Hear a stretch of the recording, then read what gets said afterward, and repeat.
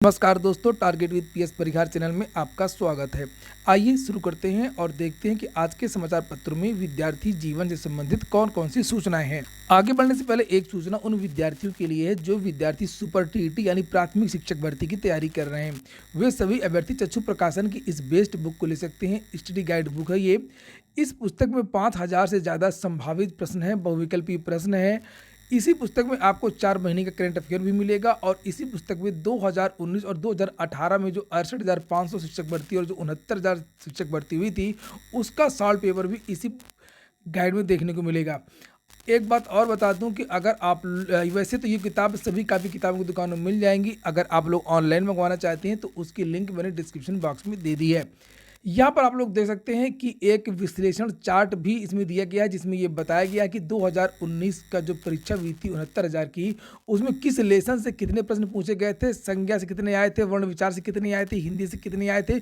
यहाँ पर पूरा एक ग्राफ के द्वारा 2018 और 2019 के बारे में बताया गया है और अपने आप में ये संपूर्ण गाइड है। चलिए अब शुरू करते हैं आज की सूचनाओं को। 6800 शिक्षक भर्ती हाई कोर्ट का निर्देश। 6800 शिक्षक भर्ती के बहुत सारे जो केस हैं वो हाई कोर्ट में पड़े हुए हैं। एक केस तो जिसे आप लोग यहाँ पर देख रहे हैं ये है और एक केस ये जिसके बारे में हाई कोर्ट ने निर्देश दिए हैं। लिखा रिक्त पदों पर ओबीसी की नियुक्ति पर जवाब तलब।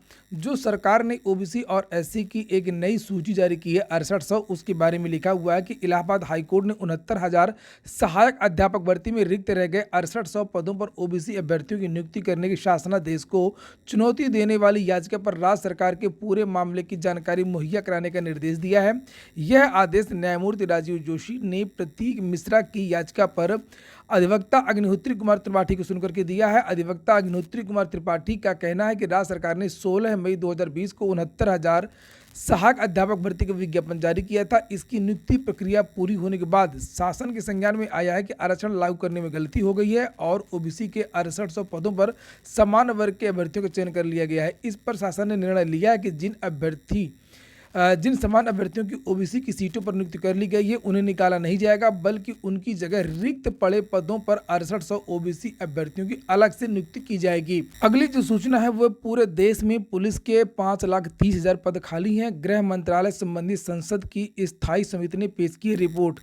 राज्यसभा में विपक्ष लगातार सरकार को घेर रहा, केंद्र सरकार को, और रोज भर्तियों के बारे में और रिक्तियों के बारे में प्रश्न पूछे जा रहे हैं। अभी एक प्रश्न के जवाब में देश के कार्मिक मंत्री ने बताया है कि पूरे देश में तो 8 लाख पद खाली हैं केंद्र सरकार के। जिन 8 लाख पदों की बात की गई थी उसमें रेलवे, एसएससी और बैंक की चर्चा थी। और फिर से ये 11 तारीख की सूचना है। यहाँ पर देखिए लिखा है कि राज्य पुलिस बलों में 5,30,000 से अधिक पुलिसकर्मियों के पद खाली पड़े हैं। इस तरह कुल स्वीकृत संख्या की तुलना में बल में 21% की कमी है। संसद की एक समिति ने गुरुवार को यह जानकारी दी। पता नहीं सरकारें पदों को भरने में आनाकानी क्यों करती हैं। और लिखा हुआ है कि संसदीय स्थायी समिति ने गुरुवार को संसद में प्रस्तुत अपनी रिपोर्ट में कहा कि राज्य पुलिस बलों में 26,23,225 पदों की स्वीकृत संख्या की तुलना में 1 जनवरी 2020 की स्थिति के अनुसार पुलिस बल में 5,31,737 पद खाली हैं। इसी तरह पुलिस बल में करीब 21% पद खाली हैं। कांग्रेस के राज्यसभा सांसद आनंद शर्मा की अध्यक्षता वाली समिति की रिपोर्ट के अनुसार खाली पड़े पदों में अधिकतर कांस्टेबल स्तर के हैं।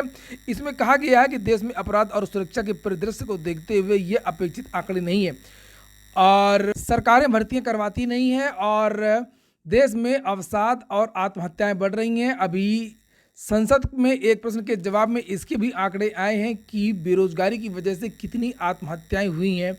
ये देखिए लिखा है कि गृह मंत्री नित्यानंद राय द्वारा राज्यसभा में एक प्रश्न के उत्तर में दिए गए आंकड़े के अनुसार इस देश में 3 वर्षों में 2018, 19 और 20 में कुल 25,231 लोग बेरोजगारी व दिवालियापन के कारण आत्महत्या कर चुके हैं, जिसमें सिर्फ बेरोजगारी के कारण इन 3 वर्षों में आत्महत्या करने वाले युवाओं की संख्या 9,140 है।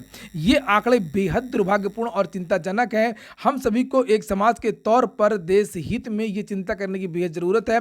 जो देश युवाओं का देश कहकर पुकारा जाता है और यहाँ पर बहुत सारी बातें लिखी गई हैं कि आखिरकार विद्यार्थी क्यों आत्महत्याएं कर रहे हैं। वहाँ पर लिखा हुआ है कि उत्तर प्रदेश अधीनस्थ सेवा चयन आयोग के बारे में भी यहाँ पर चर्चा की गई है। लिखा है कि भर्तियों में भ्रष्टाचार हो रहा है, लेट लतीफ़ी हो रही है। इसके कारण भी युवा अवसाद में है। उत्तर प्रदेश में एक आयोग है UPSSC और यहाँ पर यूपी ट्रिपल एस सी की 21 भर्तियां लंबित हैं। 2016 में विज्ञापित हुई जूनियर असिस्टेंट और आबकारी सिपाही भर्ती 5 वर्ष बाद भी अभी तक पूरी नहीं हो पाई है, और ये भी एक कारण है जिससे जो विद्यार्थी मानसिक अवसाद में है। भर्तियों की लेट लतीफी देखिए, लिखा है नई सरकार में पूरी होगी प्रधानाचार्य भर्ती 2013 की यहाँ पर चर्चा की गई है, और लिखा है कि चयन बोर्ड के सचिव नवल किशोर का कहना है कि प्रधानाचार्य भर्ती के तमाम आवेदकों की चुनाव ड्यूटी को ध्यान में रखते हुए साक्षात्कार की प्रक्रिया पूरी कराई जाएगी, और यह मामला कोर्ट में विचाराधीन है, इसलिए कोर्ट से कोई दिशा निर्देश मिलने पर उसका अनुपालन करते हुए प्रक्रिया पूरी होगी। तो 2013 की ये भर्ती है, और बहुत सारे जो लोग हैं वो ओवर एज हो चुकी हैं, उनकी उम्र निकल चुकी है। वहीं पर उत्तर प्रदेश लोक सेवा आयोग के बारे में भी लिखा कि दोषियों को सजा मिली, न चयनित पद से हटे, नहीं हुआ निस्तारण। बात हो रही है लोक सेवा आयोग के भ्रष्टाचार की। उत्तर प्रदेश लोक सेवा आयोग की कई भर्तियों में सीबीआई गड़बड़ी पकड़ चुकी है, लेकिन प्रतियोगी धांधली करके चयनित हुए अभ्यर्थियों को पद से हटाने, गड़बड़ी करने वालों को सजा देने की मांग लगातार उठा रहे हैं। इसके बावजूद ना दोषियों को सजा मिली और ना ही चयनितों को पद से हटाया गया। शासन की उपेक्षा से आहत प्रतियोगियों ने प्रदर्शन करने का निर्णय लिया है। आयोग की 2012 से 16 तक की भर्ती परीक्षाओं की जांच सीबीआई कर रही है। असल में अनिल यादव के कार्यकाल की यहाँ पर चर्चा हो रही है। समाजवादी पार्टी की सरकार में उत्तर प्रदेश लोक सेवा आयोग कटघरे में आ गया था, और उसके बाद विद्यार्थियों ने बहुत सारे आंदोलन किए थे, हाईकोर्ट को भी हस्तक्षेप करना पड़ा था, और लगभग 600 भर्तियों की जो जांच है वो सीबीआई को दी गई थी वर्तमान सरकार के द्वारा। लेकिन बताया ये जा रहा है कि वर्तमान सरकार की भी मिली भगत रही है, और वर्तमान सरकार ने जो जांच को धीमा कर दिया है। सीबीआई जो जांच चल रही है वो चूंकि दबाव में थी, सरकार ने कहा था, लेकिन सीबीआई जांच की जो गति है वो बेहद धीमी है। तो यहाँ पर सब चोर चोर मौसेरे वाली भाई जो बात है वही निकल करके आ रही है। लिखा है कि एपीएस 2010 की भर्ती में गड़बड़ी मिलने पर आयोग के तत्कालीन परीक्षा नियंत्रक के खिलाफ एफआईआर लिखी गई है। वहीं आयोग के कुछ अधिकारियों व कर्मचारियों के खिलाफ कार्रवाई करने के लिए अनुमति मांगी गई है, लेकिन यह अनुमति नहीं दी गई है। उत्तर प्रदेश सरकार के द्वारा एफआईआर करने की अनुमति नहीं दी गई है, लिखा है, लेकिन सीबीआई को अनुमति नहीं मिली है। सीबीआई को APS 2010, RO ARO 2014, Uttar Pradesh प्रांतीय न्यायिक सेवा 2014 यानी पीसीएसजे 2014, मेडिकल अफसर परीक्षा 2014 जैसी भर्तियों में खामियां मिल चुकी हैं। प्रतियोगियों ने कहा कि भाजपा ने 2017 के चुनावों के पहले भर्ती में गड़बड़ी करने वालों के खिलाफ कार्रवाई करने का वादा पूरा नहीं किया है। तो इससे विद्यार्थी बहुत ज्यादा आक्रोशित है। उत्तर प्रदेश लोक सेवा आयोग की एक और सूचना है कि संभागीय निरीक्षक परीक्षा 2020 मेंस के लिए जो आवेदन है वो शुरू हो चुके हैं। लेकिन 23 फरवरी तक विद्यार्थी आवेदन जमा कर सकते हैं। ऑनलाइन आवेदन 25 फरवरी तक ही लिया जाएगा। वहीं पर सहायक आचार्य पद के अभ्यर्थियों का साक्षात्कार 16 तारीख से शुरू हो रहा है। ये चिकित्सा विभाग का खाली पद था।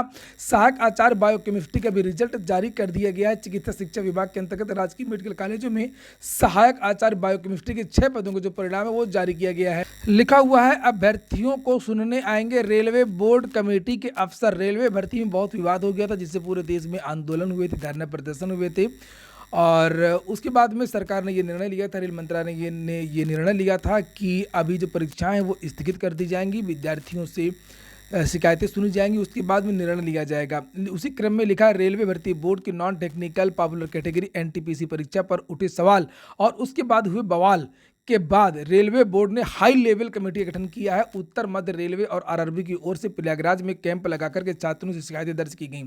अब रेलवे बोर्ड कमेटी ने बड़ा फैसला लेते हुए प्रयागराज आकर खुद ही अभ्यर्थियों और छात्रों से सवाल करने और उनकी शिकायतों को सुनने का निर्णय लिया है।